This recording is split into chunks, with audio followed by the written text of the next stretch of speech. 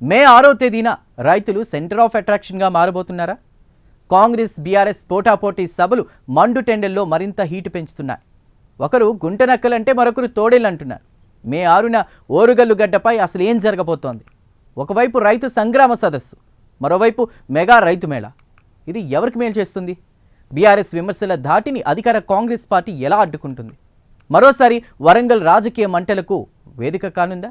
ఆ వివరాలు ఇప్పుడు చూద్దాం.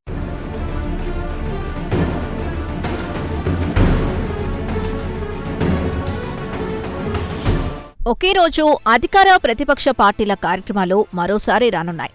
ఇందుకు ఓరుగల్లు గడ్డ వేదిక కానుంది. రైతుల సంక్షేమం, అభివృద్ధి లక్ష్యంగా 3 రోజుల పాటు రాష్ట్ర ప్రభుత్వం మెగా రైతు మేళాకు సిద్ధమవుతూ ఉండగా, రైతు డిక్లరేషన్ పేరుతో కాంగ్రెస్ పార్టీ మోసం చేసిందంటూ బీఆర్ఎస్ రైతు సంగ్రామ సదస్సు నిర్వహణకు సిద్ధమైంది. 2 కార్యక్రమాలు ఒకే రోజు నిర్వహించనుండడం రాజకీయ చర్చలకు తావిచ్చింది.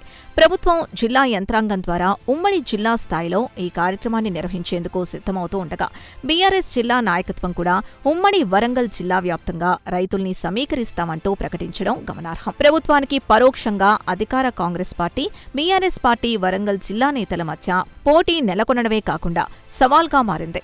ప్రభుత్వం రైతు మేళా 3 రోజుల పాటు నిర్వహించేందుకు నిర్ణయించగా, బీఆర్ఎస్ ఒకరోజు సదస్సు నిర్వహించేందుకు నిర్ణయించారు. ఇరు వర్గాలు భారీగా రైతుల్ని సమీకరించేందుకు సిద్ధమవుతున్నాయి.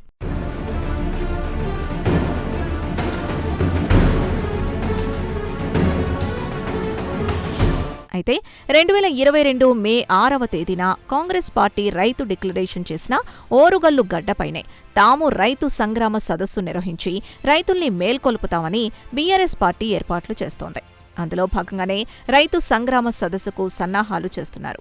వరంగల్ నగరంలోని Hunter road Green Wood school పక్కన ఓపెన్ ప్లేస్లో బీఆర్ఎస్ పార్టీ రైతు సంగ్రామ సదస్సుకు ఏర్పాటు చేస్తోంది. BRS party working president KTR ముఖ్య అతిథిగా హాజరయ్యే ఈ సదస్సుకు వరంగల్ ఉమ్మడి జిల్లా నాయకత్వం ప్రత్యేక ఏర్పాట్లు చేస్తున్నారు. ఇప్పటికే గ్రామ స్థాయి, మండల స్థాయి, నియోజకవర్గ స్థాయి రైతు ప్రతినిధులు పార్టీ శ్రేణుల్ని సభకు తరలించే విధంగా ప్లాన్ చేస్తున్నారు.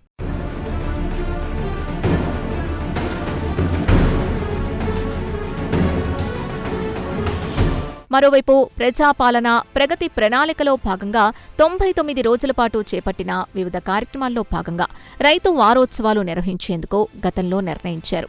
ఈ మేరకు అన్ని జిల్లాల్లో ఈ వారోత్సవాల్లో భాగంగా రైతులకు సంబంధించిన వివిధ కార్యక్రమాలు చేపట్టే విధంగా నిర్ణయించారు.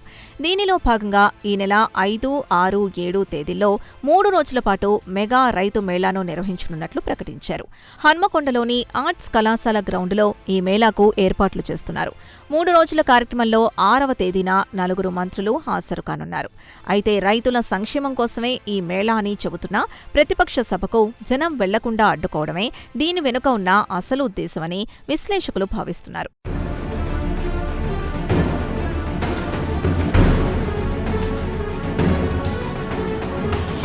ఇదిలా ఉంటే అధికార విపక్ష పార్టీలు ఇలా ఒకే రోజు 2 సభలు నిర్వహిస్తూ ఉండడంతో ఎండలతో పాటు ఓరుగల్లు రాజకీయాలు కూడా హీటెక్కాయి. బీఆర్ఎస్ రైతు సంగ్రామ సదస్సు నీరుగార్చాలని, కాంగ్రెస్ డైవర్షన్ పాలిటిక్స్తో అదే రోజు రైతు మేళా నిర్వహిస్తున్నారని ఆ పార్టీ నేతలు ఆరోపిస్తున్నారు. దమ్ముంటే కొనుగోలు కేంద్రాల్లో కాంగ్రెస్ ఎమ్మెల్యేలు ఉత్సవాలు చేయాలని సవాల్ విసురుతున్నారట. అలాగే మార్కెట్లలో రైతు మేళాలు నిర్వహిస్తే కాంగ్రెస్ నేతలకు రైతులే బుద్ధి చెబుతారని విమర్శిస్తూ ఉండడంతో అధికార పార్టీ కౌంటర్ ఇవ్వడం స్టార్ట్ చేసిందట. బీఆర్ఎస్ పార్టీ కారు టైర్లు ఊడిపోయాయి, ఆ పార్టీ పనైపోయిందని మాస్ ర్యాగింగ్ చేస్తున్నారట. ఆ పార్టీ వాళ్ళని ఎవరూ పట్టించుకునే పరిస్థితిలో లేరని అధికార పార్టీ ఎమ్మెల్యేలు అంటున్నారట. బీఆర్ఎస్ సదస్సును అడ్డుకోవాల్సిన అవసరం తమకు లేదంటున్నారట.